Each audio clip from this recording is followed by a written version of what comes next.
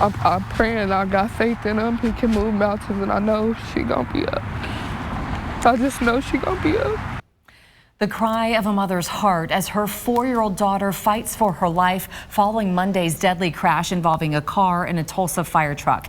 It's one that's really hit all of us. Thanks so much for joining us. I'm Shay Rozzi. And I'm Sarah Whaley. The mom you just heard from is also the sister of the 23-year-old woman who died following that crash. You see them right here.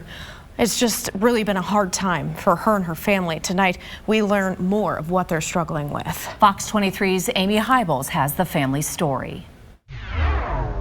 Still praying and hoping that she come out of this. Michaela Ray, the mother of 4-year-old Micaiah Lynn Chapman, is not giving up on her daughter, who remains hospitalized following Monday's deadly crash between a car and a fire truck. She says the prayers of the community are keeping her going. I feel strong. I feel strong enough to be strong for my kid. Ray's older sister, 23-year-old Tamia Ray, was a passenger and died at the hospital. She loved everybody.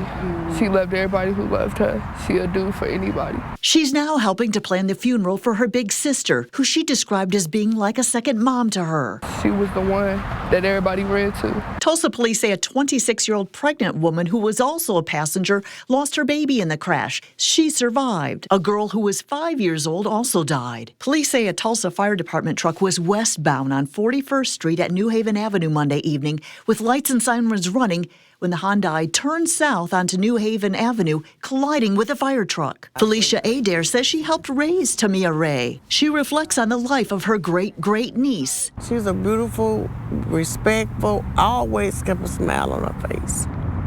Always. Adair says news of her death came as a shock. I watched it on my TV, but I didn't know it was my family. You know, now I got to bury my great-great-niece. Wow, that was Fox 23's Amy Hybels reporting. That crash also sent the 28-year-old woman who was driving to the hospital, along with her 1.5-year-old son, and the driver's 5-year-old little girl who died at the hospital. The 26-year-old woman was also hospitalized, and as you just heard, it's been a very difficult time for the family.